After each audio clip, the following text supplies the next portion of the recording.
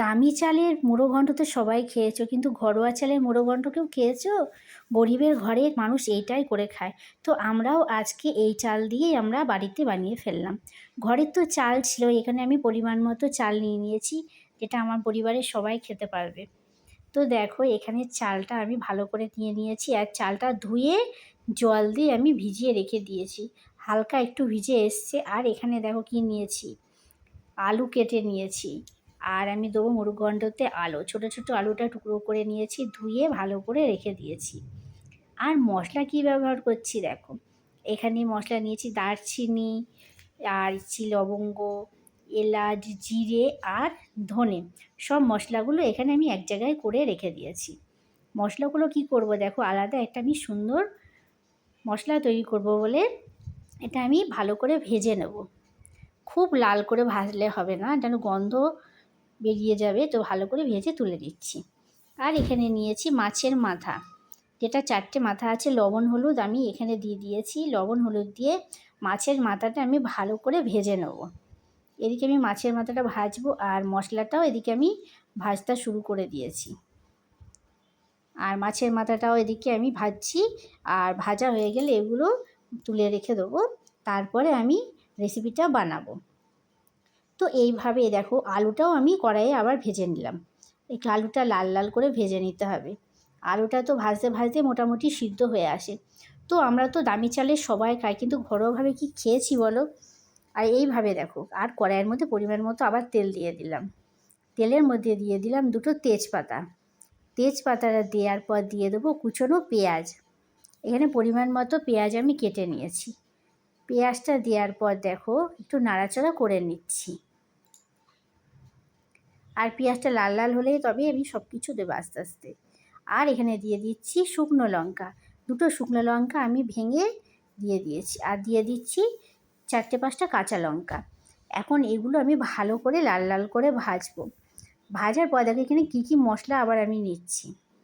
মশলা নিয়েছি আদা রসুন বাটা, হলুদ গুঁড়ো, লঙ্কার গুঁড়ো, লবণ আর জিরে গুঁড়ো। সব মশলা আমি এক জায়গায় করে নিয়েছি। আর এখানে ভাজা পেঁয়াজটা মোটামুটি হয়ে এসছে, ভাজার মধ্যে দিয়ে দিলাম আদা রসুন বাটাটা। একটু সামান্য ভেজে নেবো আদা রসুন বাটাটা, যাতে গন্ধটা না বার হয়। তারপরে সব মশলাগুলো এক এক করে আমি সব ঢেলে দেবো। মশলা দিয়ে এখন ভালো করে ওটা আমি কষবো। মশলাটা ভালো করে কষতে হবে, যেন কোনো গন্ধ না থাকে। তো এইভাবে তোমরা বানাও, প্রথম থেকে শেষ পর্যন্ত দেখো।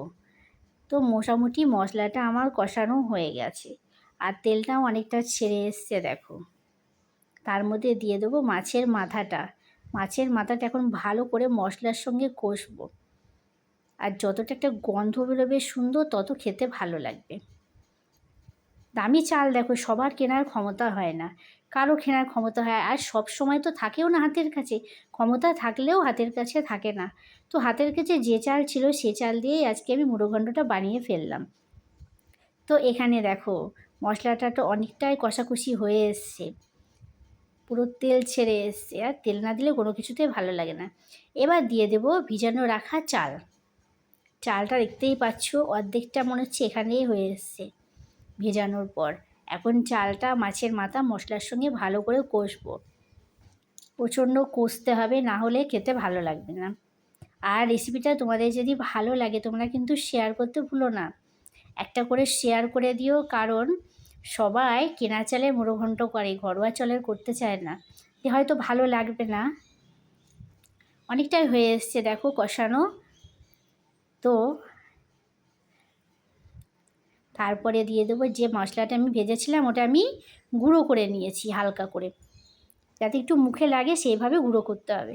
গুঁড়ো করে উপরে ছড়িয়ে দিলাম। এখন ছড়িয়ে দেওয়ার পর আরও ভালো করে কষবো।